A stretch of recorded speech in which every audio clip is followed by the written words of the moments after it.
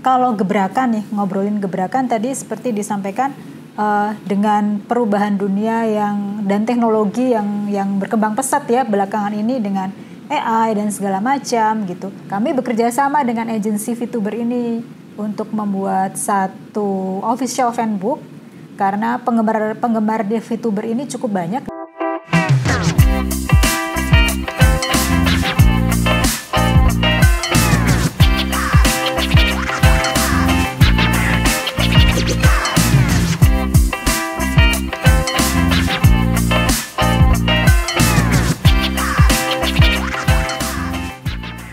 Halo sahabat KG, kembali lagi di Polantas, podcast lantai 17. Hari ini nih, kita akan ngebahas topik seputar komik. Kira-kira kita bahas komiknya sama siapa nih? Tentunya pasti sama penerbit dari GRP, salah satu penerbit yang sebentar lagi nih mau ulang tahun. Atau mungkin hari ini nih ulang tahunnya. Mari, kita sudah kedatangan Mbak Vera, asisten manajer penerbit MNC, dan Mbak Ayu, editorial komik dari MNC. Halo Mbak, selamat datang di Polantas. Nah, hari ini nih, sahabat KG, kita akan ngobrol-ngobrol seputar komik sama masternya nih. Jadi, hari ini kita sudah kedatangan langsung nih asisten manajer penerbit MNC dan editorialnya langsung nih. Jadi, kira-kira apa sih yang mau kita obrolin hari ini? Nah, sebelum sampai situ, kita perkenalkan dulu nih Mbak Ayu dan Mbak Vera, boleh memperkenalkan diri. Halo sahabat KG, saya Driarta Vera, saya asisten manajer di penerbit MNC. Mbak Ayu. Halo sahabat KG, perkenalkan nama saya Ayu, saya salah satu editor komik di editorial komik MNC. Nah kan, udah tahu kan, editor komik sama asisten manajer nih, pastinya pakar nih di bidang komik nih, apalagi MNC yang udah umurnya sekarang ke 21 tahun ya? 21 tahun. Nah, betul. Tepat tanggal 17 Mei MNC ulang tahun ke 21 tahun nih sahabat KG. Nah kira-kira kita cari tahu dulu nih tentang MNC. MNC itu apa sih gitu? Kalau aku boleh tanya, MNC itu kepanjangan dari apa dan kenapa sih pakai nama MNC, Mbak? Oke. MNC itu sendiri kepanjangan dari Magazines and Comics. Oke. Gitu. Jadi awalnya MNC ini lahir dari grup majalah di bawah Kompas Gramedia. Kemudian setelah itu kita dipindah ya, divisi ini dipindah ke grup buku. Tapi karena awalnya lahir dari grup majalah, maka kami diberi nama MNC, Magazines and Comics gitu. Oke. Berarti emang mulainya dari majalah. Sebelum masuk ke industri komik, MNC ini terlahir sebagai penerbit majalah. Majalah komik. Oh, majalah komik. Jadi majalah komik. buku, betul. Majalah komik tuh kayak gimana sih, Mbak? Seperti dulu kalau masih kenal mungkin komik Walt Disney, Donald Bebek. Oke. Majalah kan bentuknya masih majalah ya. Kemudian ada beberapa majalah yang lain yang sudah lama ya, mungkin yang angkatan-angkatan lama masih kenal tuh. Majalah-majalah komik dari Hong Kong. Oh, impor dari Hong Kong. Berarti bentuknya betul. Komik tapi versi yang gede ya? Versi betul. Oh iya, Donald Bebek. Kayak seingat aku dulu pas aku kecil kayaknya pernah baca tuh yang Donald Bebek yang gede itu. Oh, itu ternyata majalah komik yang berbentuk majalah. Formatnya ukurannya majalah gitu. Oke, kenapa MNC nih? Kenapa magazine and comic terus akhirnya beralih ke komik-komik yang kecil? Karena pada perkembangannya kemudian komik-komik majalah ini menjadi kurang cocok ya untuk pembaca-pembaca kita, dan kemudian trennya juga beralih dari komik-komik yang ada di Amerika, Eropa, Asia, kemudian beralih ke komik-komik di Jepang khususnya. Dan format komik-komik Jepang itu kan kecil, jadi kita ikutin format-format seperti yang ada di Jepang. Oh, berarti ada fenomena perbedaan ukuran size dari komik tersendiri gitu ya. Di Jepang dengan komik yang kecil, di Amerika tuh rata-rata gede-gede kayak majalah. Betul. Oh gitu, baik. Terus berarti selama 21 tahun ini nih udah melalang buana dong tentunya dari komik dari komik bentuk majalah yang besar sampai yang kecil nih. Kira-kira selama 21 tahun ini gimana sih MNC di industri penerbitan? Kalau di industri penerbitan sendiri MNC awalnya memang hanya menerbitkan komik.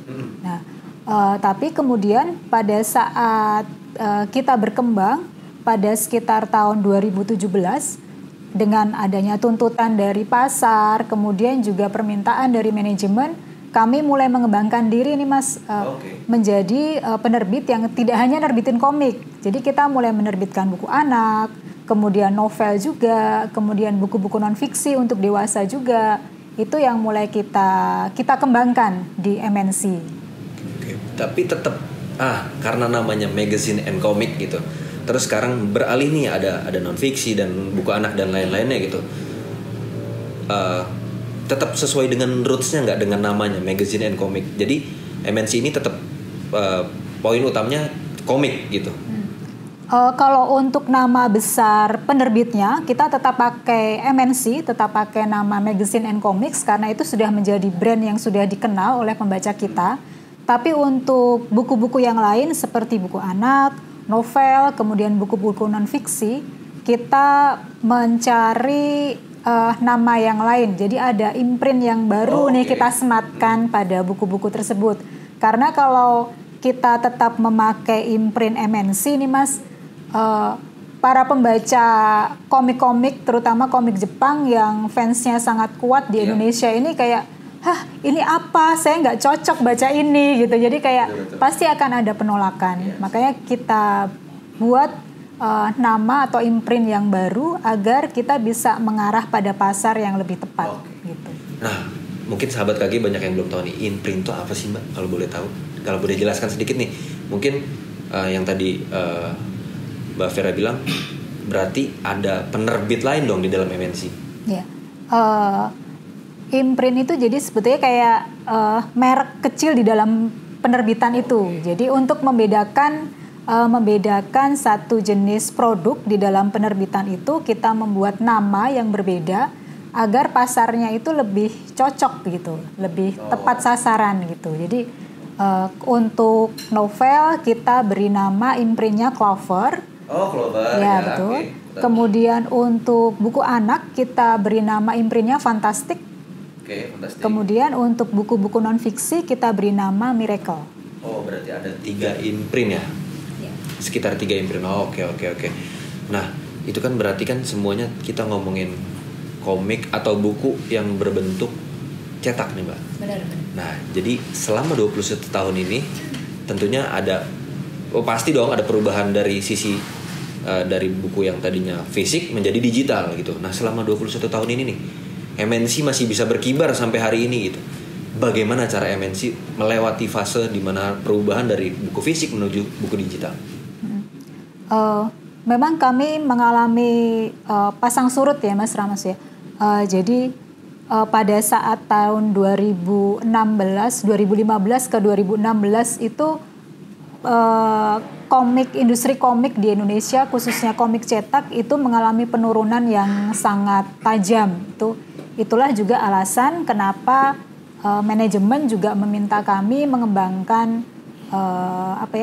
usahanya tidak hanya pada satu bidang saja, tapi karena komik ini masih menjadi tulang punggungnya MNC ini Mas, jadi kami tetap berusaha bagaimana caranya agar MNC bisa tetap diterima oleh pasar. Jadi dengan gempuran ya waktu itu, dengan gempuran berbagai macam platform digital di Indonesia, kami berusaha bekerja sama juga dengan mereka. Kemudian kami juga mengembangkan diri, kita mencari tahu pasar seperti apa sih yang paling disukai sama pembaca-pembaca MNC sekarang ini, apakah judul-judul pilihan kita masih tepat gitu. Jadi survei yang kami lakukan itu berkelanjutan, selalu kita lakukan. Oke, berarti tadi ada survei, ada ngomongin pasar. Nah, ini berarti selama 21 tahun ini berarti MNC sudah punya riset banyak nih tentang bagaimana pasar, bagaimana behavior dari penikmat-penikmat komik yang suka sama komiknya MNC gitu. Nah, di sini aku mau tanya, berarti ada beberapa buku-buku yang selalu menjadi unggulan nih di MNC dari riset pasar itu gitu. Nah, buku apa aja sih Mbak? Mungkin boleh sebutin 5 buku atau komik favorit yang paling bestseller nih di MNC. Oke. Kak Ayu mungkin bisa memberikan jawaban nih. Boleh, Kak Ayu. Untuk sekarang ya 5 yang bestseller di MNC itu yang paling pertama tuh pasti Haimiko. Itu dari dulu sampai sekarang Di sini ada? Ada. Oh, Ada. ada Indigo. Ada. Tuh guys, Indigo. Itu dari dulu sampai sekarang masih jadi bestseller. Tuh selanjutnya itu ada entry baru. Seri-seri dari Ito Junji. Itu horor. Ada seperti Ito Junji yang compilation, atau misalnya yang Uzumaki itu dari Ito Junji. Lalu ada juga Chainsaw Man itu tentang apa ya? Chainsaw Man itu jadi itu tentang pemuda miskin yang berubah menjadi devil. Jadi kayak berubah jadi pemburu devil dan jadi devil. Komik horor berarti. Action. Action komedi sih sebenarnya. Lalu ada juga Oshinoko. Ini juga masih hype sampai sekarang. Ini tuh komik-komik dari MNC nih. Ini di sini komik-komik unggulan dari MNC ya berarti ya. Tuh bisa kalian lihat nih sahabat kaki nih. Ini ada beberapa komik yang mungkin kalian pernah baca. Ito Junji, nggak pernah baca lah. Apalagi Haimiko, itu udah paling terkenal kalau dari MNC. Terus nah kalau ngomongin komik, dan tadi ada Mbak Vera udah nyinggung sedikit soal Jepang nih, komik dari Jepang, pasar dari Jepang gitu. Gimana sih nih MNC memilih, kan pasti ada buku yang diimpor dong dari Jepang. Nah itu bagaimana prosesnya? Kan kita selama ini taunya ya kita baca doang nih. Pembaca-pembaca di Indonesia yang taunya dijual di Gramedia, penerbitnya dari MNC, tapi komiknya itu sebenarnya dari Jepang gitu. Itu prosesnya bagaimana cara memilih judul bukunya dan bagaimana sampai bisa terbit nih di Gramedia. Bayu boleh silakan. Kalau dari redaksi komik sih kita tuh biasanya mendengarkan rekomendasi ya. Ada juga rekomendasi dari editor sendiri, dari penerbit, dan juga dari sahabat-sahabat KG yang misalnya mau merekomendasikan komik, boleh ke kita gitu. Dari situ kita kumpulin judulnya, lalu kita kurasi lagi kira-kira mana nih yang kira-kira kontennya tuh cocok di Indonesia dan sesuai dengan pasar Indonesia gitu. Dan misalnya kayak poin-poinnya seperti isinya gimana, ceritanya gimana, gambarnya gimana, ada sensor atau tidaknya gitu. Kita kan regulasinya berbeda ya sama negara-negara lain gitu. Gitu, baik. Ini aku tadi highlight yang ini, sahabat KG boleh rekomendasi. Gimana caranya kalau kita mau aku mau rekomendasi, mau nyampein ke MNC, tolong dong impor nih komik ini, aku suka banget nih dari Jepang, itu gimana caranya? Sahabat-sahabat KG tuh bisa banget kayak nge-mention kita di sosial media, misalnya di Instagram kita, lalu MNC Gramedia, lalu juga di Twitter kita juga ada, di What's on MNC gitu, bisa banget itu mention. Di komen pun biasanya kita baca kok, di komen di DM biasanya kami baca, terus kayak kami lihat ini judul bagus nggak, nanti kita review gitu. Mungkin kalau ada cara lain selain sosial media atau secara formal, kayak misalnya aku mau suratin ke penerbit gitu, bisa nggak? Lebih efektif ke sosial media sih gitu ya. Lebih baik sosial media. Ya sahabat kayak gitu ya, tinggal komen di Instagramnya, sosial medianya MNC ya. Ada di Instagram, ada di Twitter. Semua ada. Di Facebook juga ada tuh. Kalau mau komen-komen, mau request, kalian mau request kayaknya komik Jepang nih atau komik dari Jepang ya, spesialnya Jepang ya berarti ya kalau MNC ya, mayoritas Jepang. Nah itu kalau mau request kalian baca komik dari Jepang nih, langsung request bisa loh gitu. Oke, selanjutnya berarti kan kalau kita ngomongin ambil komik dari Jepang, ada lisensi yang kita beli, betul kan? Nah itu apa sih tantangannya ngebawa komik Jepang dan lisensinya ke sini? Kira-kira apa nih tantangannya? Pasti nggak mungkin dong segampang itu kayak ngubungin penerbit sana, saya mau impor nih komik ini gitu. Kan nggak mungkin dia langsung kayak oke gitu. Nah itu apa tuh tantangannya, terus lisensi, proses menuju dapat lisensi itu kayak gimana?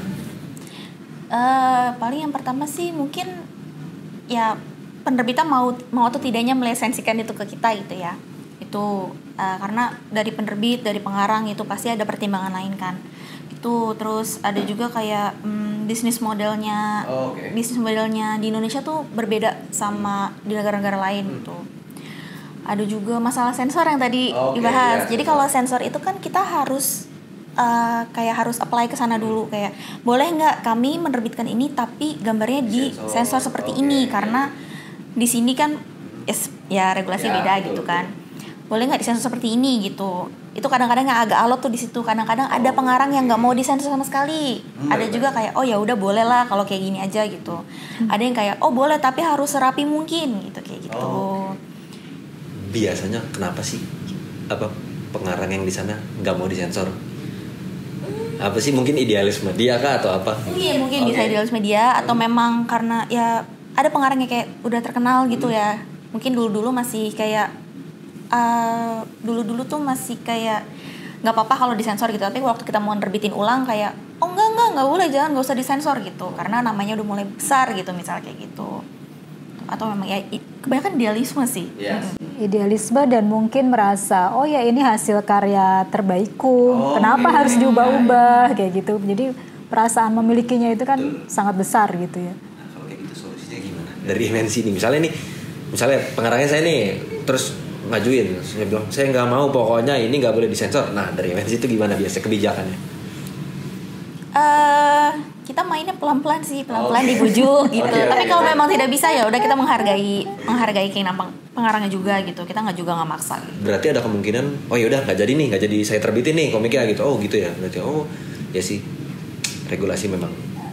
Sebetulnya tantangan yang lebih besar itu justru ada di internal kita sih Mas. Jadi sebelum memutuskan untuk kita apply gitu, oh kami mau lisensi komik ini gitu, itu ada diskusi di dalam tim editorial sendiri, apakah judul ini pantas gitu kan untuk kita terbitkan gitu, kenapa pantasnya, dan kalau pantas ada kendala nggak kira-kira. Jadi di tim editorial sendiri sebetulnya sudah melakukan seleksi ya, kira-kira ini perlu disensor nggak? Kalau disensor seberapa berat, seberapa parah, seberapa besar ya usaha yang harus dilakukan gitu, seberapa besar perubahan yang akan terjadi pada gambar tersebut gitu. Itu diskusinya sebenarnya sudah di awal. Kalau kami yakin oh ini masih bisa dilakukan sensor gitu, dilakukan modifikasi pada ilustrasinya, maka kami yakin untuk mengirimkan offer ya. Kami bilang ke penerbitnya bisa nggak ini kami lisensi seperti itu. Oh berarti emang dari awal dilihat dulu ya. Betul. Ini prosesnya nih, kemungkinan oh ini lulus nih, kalau lulus berarti kita berangkat nih ke sana, kita sikat nih gitu. Oh gitu. Kalau sudah tidak mungkin kayaknya waduh terlalu berbahaya, waduh resiko sekali. Ya gitu ternyata tuh nggak gampang tahu ngambil lisensi dari Jepang tuh nggak semudah itu berarti ya gitu tuh. Makanya hargai komik, hargai buku, beli yang original di Gramedia. Gramedia mantap. Oke, nah ngomong-ngomong kebetulan nih ada editornya, ada yang mau saya tanyain. Gimana sih proses editing nih dari komik yang diimpor? Kan berarti impor datang ke sini bukunya dalam bahasa Jepang dong. Itu gimana sih prosesnya sampai bisa jadi bahasa Indonesia nih gitu. Apakah Mbak Ayu ini pintar bahasa Jepang? Ya kita tanya nih sekarang nih. Buat kalau misal prosesnya sih yang pertama kita harus apply lisensi dulu nih. Kalau udah oke, administrasi susah udah, materi bakal dikirimkan ke kita kan. Lalu dari materi itu kita bakal terjemahin dulu dari bahasa Jepang ke bahasa Indonesia. Kita kasih ke penerjemah. Oh, penerjemah. Saya editornya. Terus? Dari penerjemah udah balik udah balik jadi bahasa Indonesia, diedit sama editornya, diedit supaya supaya lebih luas lah ya kata-katanya. Kalau kata-kata komik kan percakapan ya. Diedit, udah saya diedit, kebelah dua. Yang pertama untuk editan itu masuk ke layout, kayak balon-balon katanya dihapus, terus diganti jadi bahasa Indonesia isinya. Yang satu lagi mulai ke desainer grafis untuk buat covernya. Oh oke. Kirain redesign, sorry. Oke, lanjut. Buat covernya dan sensor kalau ada. Oke, berarti sensornya dari tim The Graphics Design. Oke. Dari sensor dan cover itu kalau sudah selesai akan dikirim ke Jepang untuk approval. Balik lagi, betul. Soalnya kadang-kadang kayak ini covernya tulisannya kecilan, atau ini covernya tulisannya coba warnanya coba diganti dong gitu. Atau misalnya kayaknya logo type-nya nggak sesuai deh, coba diganti gitu. Atau misalnya sensornya bisa nggak diginiin aja gitu. Itu bolak-baliknya lumayan lama. Setelah itu kalau misalnya sudah oke, berarti sudah oke tuh, sudah oke. Isi juga dari layouter biasanya balik lagi ke editor, diedit lagi. Kalau misalnya sudah oke dua-duanya, cover, sensor, isinya, tinggal tunggu tanggal terbit. Kalau misalnya sudah, tinggal diturunkan ke percetakan. Turun percetakan, dicetak, tanggal terbit lalu di display di toko gitu. Tanggal terbit nih menarik nih, kan banyak yang nungguin ya, kayak misalnya ada satu komik Ito Junji deh, kita atau Himiko mau terbit episode berikutnya gitu, kita nungguin itu, kira-kira kita bisa tahu tanggal terbit itu gimana sih? Atau ada spill nggak sih cara cari tahu untuk kapan nih komik yang saya suka terbitnya nih gitu? Ada spill kalau mau tahu kayak kapan terbitnya gitu bisa follow sosial media MNC. Sosial medianya MNC, kalau kalian nih best sellernya nih, kalau kalian mau tahu kapan terbit next episode-nya ya, nah itu bisa follow di Instagramnya MNC gitu. Baik. Nah, balik lagi ke ulang tahun MNC yang ke-21 nih. Jadi udah 21 tahun umurnya, sudah panjang perjalanannya, 20 tahun lebih, itu hal yang banyak yang dilewati dan kita terus berharap sih Mbak, MNC ini bisa terus panjang sampai 50 tahun, 100 tahun ke depan masih MNC ini masih terus ada dan masih terus nemenin anak-anak yang pecinta komik, yang suka baca komik, yang suka koleksi komik gitu. Nah, di ulang tahun ke-21 tahun ini nih dari MNC, apa sih harapannya setelah di ulang tahun ke-21 tahun ini, dan gebrakan apa nih yang mau MNC ini, perubahan lagi digital atau cetak mau beralih ke digital atau seperti apa? Ini gebrakan apa nih yang MNC mau buat di ulang tahun ke-21 tahun ini? Monggo, Mbak Vera, boleh? Kalau untuk harapan pastinya kami berharap terbitan-terbitan MNC ini bisa mewarnai dunia penerbitan di Indonesia. Produk-produknya bisa selalu diterima oleh pembaca-pembacanya dan disukai, dan kami berharap tentunya bisa memberikan produk-produk yang terbaik untuk pembaca. Nah, kalau gebrakan nih, ngobrolin gebrakan tadi seperti disampaikan, dengan perubahan dunia dan teknologi yang berkembang pesat ya belakangan ini dengan AI dan segala macam gitu. Beberapa waktu yang lalu kami sempat bekerja sama dengan kelompok atau grup VTuber, agency VTuber. VTuber itu virtual, kalau YouTuber itu kan kita kenal ya, YouTuber itu sosoknya real gitu kan, orang-orangnya asli. Nah, kalau virtual YouTuber ini adalah sosok yang virtual. Jadi yang tampil di situ adalah sosok dua dimensi seperti animasi ya betul. Tapi dengan personifikasi, dengan karakter yang sudah tertentu, sudah ditentukan, dan mereka berinteraksi dengan audiensnya, dengan para penggemarnya. Nah, kami bekerja sama dengan agensi VTuber ini untuk membuat satu official fanbook, karena penggemar di VTuber ini cukup banyak di Indonesia, fanbase-nya cukup besar dan kuat. Jadi kami bekerja sama membuat satu official fanbook yang berisikan tentang segala macam informasi para membernya. Jadi ada biodata, ada lagu-lagu yang mereka buat, kemudian wawancara yang kita lakukan bersama para VTuber ini kita transkrip, kemudian mereka bisa baca apa aja sih yang diobrolin, seperti itu. Ini fenomena ya. Sejujurnya aku nggak terlalu paham nih soal VTuber, dan itu fenomena baru sih buat aku, dan ternyata itu lagi ngetren di Indonesia. Lagi ngetren, betul. Pasarnya sangat-sangat luas. Jadi kalau mungkin para sahabat KG pecinta Jejepangan ini datang ke event-event Jejepangan gitu, ada satu agensi VTuber yang memang sering diundang untuk datang ke acara-acara Jejepangan ini, dan mereka berinteraksi, bernyanyi, terus kemudian komunikasi dengan para penggemarnya. Tetapi mungkin kalau kita yang tidak terbiasa melihatnya, kok lucu sih nggak ada orangnya gitu, karena hanya dua dimensi di layar gitu ya. Tapi mereka berinteraksi dengan para penggemarnya ini. Berarti itu ada feedback dari si VTubernya ini ke kita. Jadi kita bisa ngobrol sama dia gitu. Dua arah.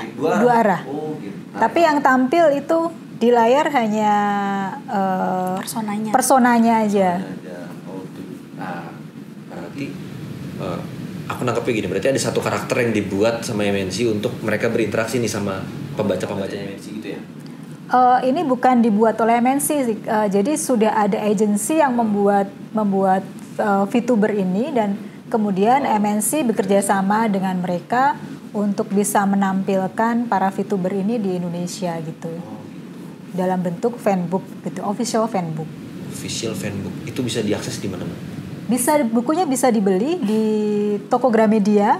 Oke. Jadi boleh spill namanya nggak ya itu? Beriklan. Boleh nih. Kalau belum beli gak apa-apa loh gitu. Judulnya sudah. Hololive ID Official Fanbook.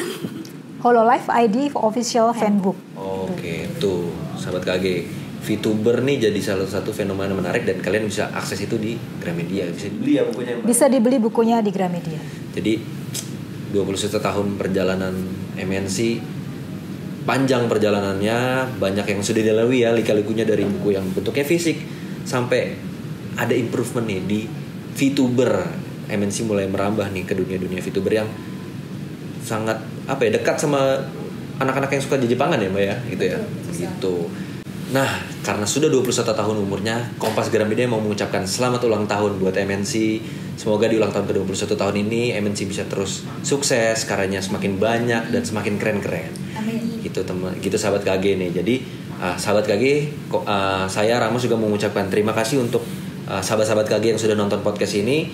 Jangan lupa nih, kalian bisa request atau bisa follow, mau cari tahu tentang komik-komik yang diterbitin sama MNC langsung di sosial medianya mereka gitu. Jadi terima kasih buat hari ini, terima kasih juga Mbak Ayu, Mbak Vera atas ngobrol-ngobrolnya pagi ini, menyenangkan bisa tahu tentang komik ulang tahun MNC dan VTuber yang tadi itu barusan. Oke, saya Ramos dan Mbak Vera dan Mbak Ayu pamit undur diri. Dadah, sahabat KG. Terima kasih.